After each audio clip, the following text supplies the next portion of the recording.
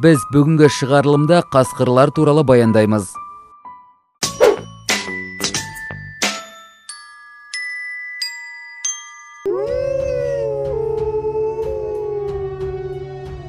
Қасқыр жыртқыш сүтқоректілердің ит тұқымдастарына жататын түрі.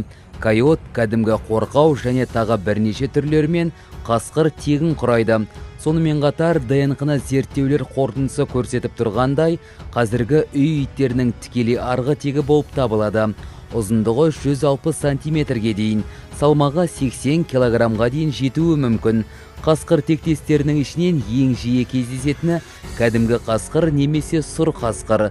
Қасқырлар дала, орманды дала, тундрада жиі кездеседі, ал негізінен әртүрлі ландшафтта өмір сүре береді. Соңғы кездері адамның шаруашылық әрекеттеріне байланысты қасқырлардың өмір сүру ареалы қысқарып келеді. Қасқырлар өте ақылды, әрі сақ жануарлар. Олар топ болып өмір сүреді. Бір топта 3-тен 40-қа дейін қасқыр болуы мүмкін. Олар аңға да топпен шығады, топпен шабуыл жасайды. Қасқырлар киік, бұғы, антилопа, қабан, қоян және кейде үй жануарларымен қоректенеді.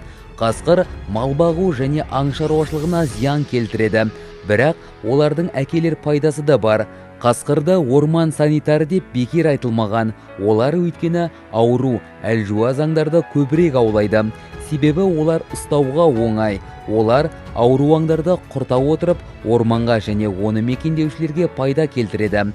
Қасқырға тек қана ауру аңдар түспейді. Сонымен қатар сақтығы, ептілігі, айлакерлігі төмен, қатарынан қалып қойған әлсіз аңдар да қасқырға жем болады. Сондықтан қасқыр мекендеген орманда мықты, қабілетті жануарлар көп болады. Қасқырды хайуанаттардың күзетші бақташысы деп те атайды. Өйткені олар жануарлардың санының көбейіп кетпеуін қадағалап жүргендей. Жануарлардың қатты көбейіп кетуі орманға ашаршылық алып келер еді.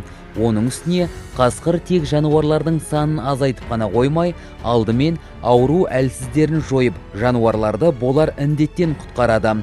Сондықтан да ол ормандағы аң мен құстың дені сау, әрі мықты болып өсуін қадағалап жүргендей көрінеді. Аштық кездері бұл жыртқыштар өлекседен де бас тартпайды, ал бұл олардың қоректену тізбегіндегі бағалылығын арттыра түседі. Міне, осы әрекеттер үшін қасқырды адамдар орман санитары деп атаған. Негізінен қасқыр адамдарға сирек шабуыл жасайды. Олар өте сақ және ақылды аң. Сондықтан олар қауіпті алдын ала сезеді. Сонымен қатар оларда есту және сезу мүшелері жақсы дамыған.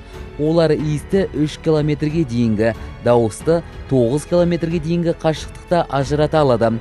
Осылайша олар қауіпті сезсе басқа жаққа ауысып кетеді. Осы себепті олар адам мекендеген жерлерде жүре қоймайды.